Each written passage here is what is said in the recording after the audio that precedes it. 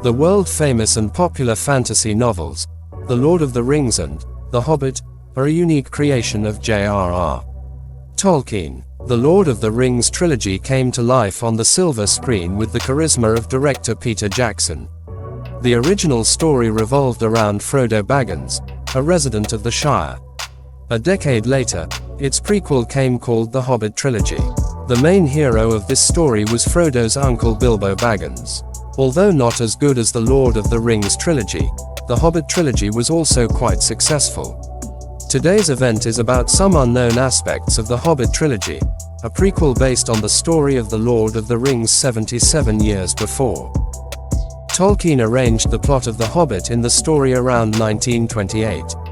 That is, he wrote this story before the story of the Lord of the Rings, so it is a prequel to the Lord of the Rings. However, the most important thing is that he left the story of The Hobbit unfinished after writing it halfway. Tolkien's student Elaine Griffith presented the draft to a publisher friend of his. The friend was fascinated by the half-finished story. When Griffith requested Tolkien to finish the story, Tolkien got the incentive to finish the story from there. Therefore, Griffith's outstanding contribution is behind the transformation of the well-decorated fairy tale of Middle-earth from Tolkien's imaginative brain into black letters. In 1994, director Peter Jackson wanted to make the first Hobbit film based on the book The Hobbit. Because he was greatly inspired by the animated movie The Lord of the Rings released in 1978. And based on the story of this Hobbit, 2 Lord of the Rings films were supposed to come out one after the other. But Peter did not get along with the production house Miramax on this project. Then the job went to New Line Cinema. They helped bring the Lord of the Rings trilogy, then the Hobbit trilogy, to the celluloid screen.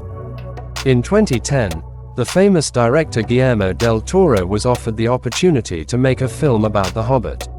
But before he could start working, a series of problems began to arise.